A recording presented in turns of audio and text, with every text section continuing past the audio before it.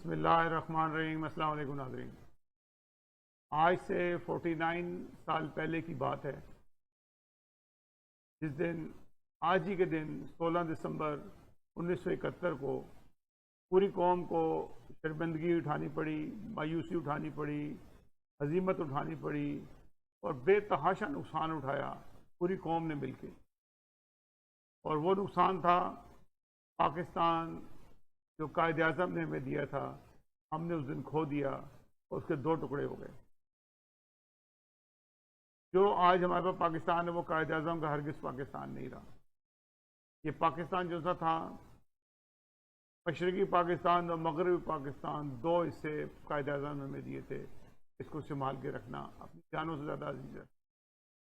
हमने उसको लालच, बेईमानी, एक दूसरे को धोखा देने के की नज़र कर दिया और वो हमारी अपनी हरकतों की वजह से एक भाई जो है हमसे जुदा हो गया। 1970 के इलेक्शन में पीपल्स पार्टी जो सी थी मगरब पाकिस्तान में उसने कामयाबी हासिल की, लेकिन वाज़ेह अक्सरियत नहीं थी उसके पास। फिर भी अगर पाकिस्तान के हिसाब से देखा जाए, पाकिस्तान में उसके पास 76 सीटें थी सर। इसके मुकाबले में 300 से ज़्यादा सीटें मशरक़ी पाकिस्तान में शेख मुजीबुर रहमान के पास थी। शेख मुजीबुर रहमान भारी अक्सरियत से इलेक्शन जीत चुके थे। वो इस तैयारी में थे कि कब हमने इस्लामाबाद जाना है और हमने वज़ीर आज़म का ओहद उठाना है, लेकिन ऐसा न हुआ। टाल मटोल होते रहे। याहिया खान जो से थे वो के भी कान में भरा गया कि तुमने किसी सूरत में भी मुजीबुर रहमान को इख्तियार नहीं देना, क्योंकि वो तो गद्दार हैं। तो बंगाली तो होते ही गद्दार हैं, इनके दिमाग में ये था। भुट्टो साहब ने ऐसी चालें चली कि उन्होंने कहा कि जो यहाँ के भी जो लीडरान थे, जैसे कि वली खान थे और बहुत सारे थे, कयूम खान थे, वली खान थे और बाकी लीडर थे, नवाब नसरुल्लाह खान थे, इन सबको कहा गया कि जो भी मशरक़ी पाकिस्तान जाएगा मुजीबुर रहमान से बात करने के लिए, मैं उसकी टांगें तोड़ दूंगा। और यहाँ से कोई नहीं गया। हालात ख़राब होते गए, इतने ख़राब हो गए। भट्टू साहब ने कहा कि मैं यहाँ और तुम वहाँ। मुजीबुर रहमान को एक प्रपोज़ल दी उन्होंने। वो प्रपोज़ल जो सी थी जिसके ऊपर मुजीबुर रहमान ने बिल्कुल भी नहीं कहा। उनका मैं तो अक्सरियत से जीता हुआ हूँ, मैं कैसे प्रपोज़ल में तुम्हारी मदद करूँ। इन्होंने मुजीबुर रहमान को तकरीबन 6 महीने बाद वहाँ से गिरफ्तार करके मगरबी पाकिस्तान लाके जेल में बंद कर दिया। हंगामे शुरू हो गए। मशरक़ी पाकिस्तान में हर तरफ आग और खून की होली खेली जा रही थी। गिराव जलाव हो रहा था, फौजियों पे हमले हो रहे थे। और उसी दौरान के अंदर पीपल्स पार्टी के एक जनरल हुआ करते थे, जनरल टिक्का खान, उनको मशरक़ी पाकिस्तान भेजा गया कि अमन करने के लिए। उन्होंने क्या अमन किया? उन्होंने कहा कि हमें बंगाल चाहिए, बंगाली नहीं चाहिए, एक नारा लगाया उन्होंने। और बेतहाशा बंगालियों का कत्लेआम किया वहाँ। बहुत जुल्म की बात थी। उसी दौरान में जमात इस्लामी ने एक सोने पे सुहागा किया कि 2 तंजीमें, बिहारियों की 2 तंजीमें जो सी बना दी, अल शम्स और अल बदर, और उनको असला दे दिया। जो बंगालियों से मुकाबला करते थे, जैसे जो बंगाली मुकाबले पे आते थे, ये भी असला इस्तेमाल करते थे। तो इस तरह से खाना जंगी शुरू हो गई।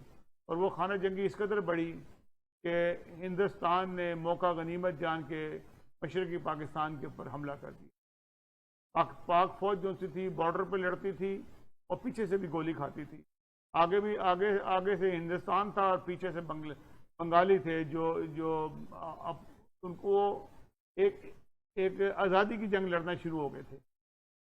हालांकि ये आज़ादी की जंग शुरू नहीं हुई थी, ये तो सिर्फ इक़्तिदार की मुंतकली थी जो याहिया खान और भट्टू ने नहीं की, और जिसके अंदर टोटल 100% उन्होंने एक धोखा किया कौम के साथ। आज़ादी की जंग ऐसी शुरू हुई कि इंडिया ने अपने मुफ्ती बानी वहाँ भेजे, जासूस भेजे, जो जगह जगह जाके बम ब्लास्ट करते थे, पाकिस्तानी फौजियों को मारते थे, बंगालियों को ट्रेनिंग देते थे, असला देते थे कि ये तुम्हारे दुश्मन हैं, इनको मारो। और वही हुआ। 16 दिसंबर का दिन आ गया और पाकिस्तान के पास फौज वहाँ मौजूद थी, बहुत बड़ी फौज थी, 1 लाख से ज़्यादा की फौज थी, लेकिन उसने अच्छी हिकमत अमली इस्तेमाल नहीं की। वो बहुत अच्छी हिकमत अमली करके बर्मा की तरफ जा सकते थे। जो इंडिया का एक रास्ता है जहाँ तक 25 किलोमीटर का है बांग्लादेश से, चीन से मिलता है, उसको फतह कर सकते थे, एक बड़ी जंग करके वहाँ से अपने अपने को बचा सकते थे। लेकिन इन्होंने फौजी हिकमत अमली नहीं की।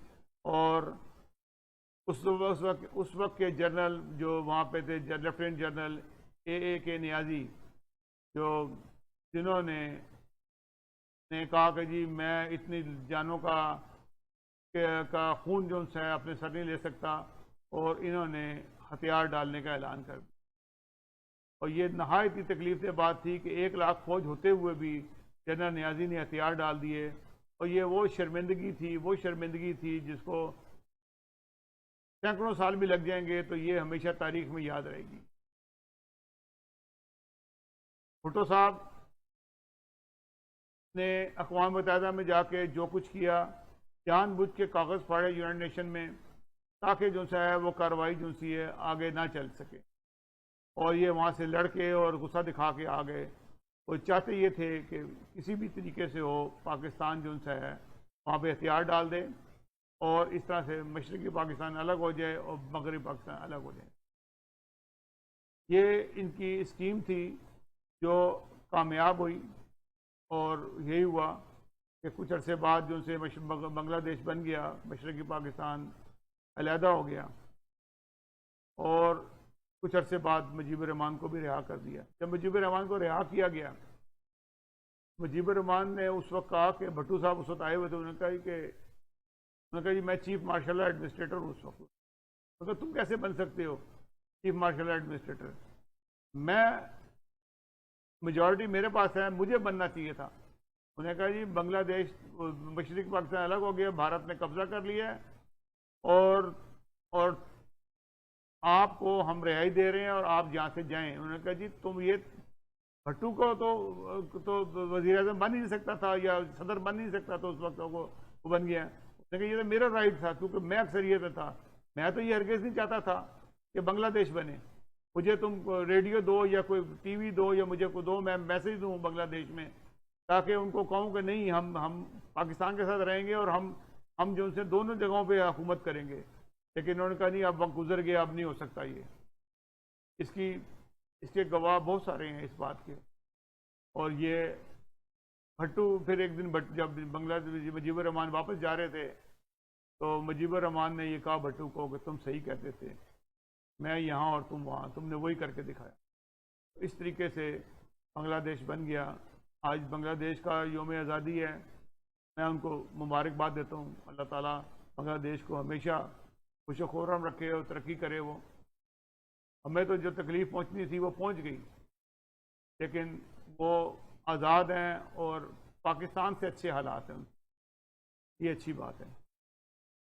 बदकिस्मती ये थी कि हमने पाकिस्तान खोने के बाद भी हमने कुछ ना सीखा और पाकिस्तान को मज़ीद बर्बादियों की तरफ ले गए। मैं थोड़ी सी एक आपको मुजीबुर रहमान साहब की वो दिखाता हूँ तस्वीरें, जो जब उसके बाद समिट कॉन्फ्रेंस में ये आए, मुजीबुर रहमान साहब वापस दोबारा आए, तो ये 1973 की बात है। इसमें फजल राय चौधरी जो से थे वो सदर थे, वज़ीर आज़म जुल्फ़ार अली भुट्टो वज़ीर आज़म थे। इन्होंने बड़ा पुरतगवाब इस्तकबाल किया मुजीबुर रहमान का, ऑर्डर रवाना दिया। ये पुरानी तस्वीर है मुजीबुर रहमान की और अयूब खान की, जो कहते हैं कि अयूब खान बहुत ख़िलाफ़ थे, लेकिन अयूब खान से मुलाकात उनकी थी। तो इस तरीके से ये एक अच्छे ताल्लुकात बन गए। लेकिन मुजीबुर रहमान साहब को बहुत जल्दी शहीद कर दिया गया। उनके अंदर की बगावतें बहुत ज़्यादा थी। तो बंगाल के अंदर जो टोला ने बांग्लादेश बनवाया था, वो टोला मुजीबुर रहमान को पसंद नहीं करते थे। मुजीबुर रहमान एक सेकुलर माइंड के थे, एक अवामी आदमी थे, और उनको बेदर्दी से मार दिया गया। ये भी एक तकलीफ से बात थी कि ये बानी होने, जो भी बानी होते हैं उनके हालात बड़े ख़राब होते हैं। बांग्लादेश के वो बानी थे। इस तरह से कायद आज़म पाकिस्तान के बानी थे। कायद आज़म के साथ जो कुछ हुआ, तो उनको एक एम्बुलेंस भी नहीं दी गई, उनको फर्स्ट एड भी नहीं दी गई, और उनको कहने वाले कहते हैं कि उनको भी हलाक किया गया। तो ये एक छोटी सी स्टोरी थी जो मैंने आपको साथ शेयर की। पाकिस्तान किस तरह से अलहदा हुआ। आज जो हमारे पास पाकिस्तान है, ये कायद आज़म का पाकिस्तान हरगिज़ नहीं है। हमने वो पाकिस्तान देखा हुआ है जो कायद आज़म का पाकिस्तान था। ये पाकिस्तान जो उनसे भुट्टो का पाकिस्तान है, ज़ियाउल हक का पाकिस्तान है, मौलवियों का पाकिस्तान है, जो जिसको चाहे जिसकी पगड़ी उछाल दे, जिसको चाहे जलील कर दे, जिसको चाहे काफिर कह दे, जिसको चाहे मुसलमान कह दे। ये वो कायद आज़म का पाकिस्तान हरगिज़ नहीं है इस पाकिस्तान के अंदर रह रहे हैं आज। नाज़रीन, अल्लाह ताला इन लोगों को अक्ल और समझ दे और पाकिस्तानियों के हाल पर अल्लाह ताला रहम करे। और जो कुछ वहाँ हो रहा है वो अच्छा नहीं हो रहा।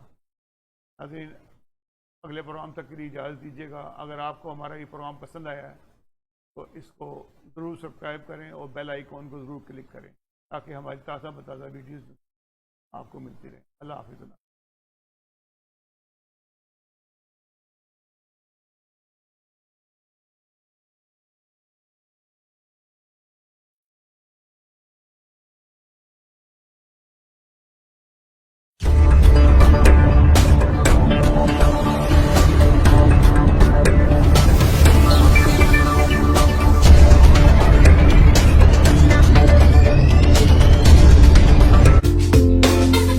Subscribe now.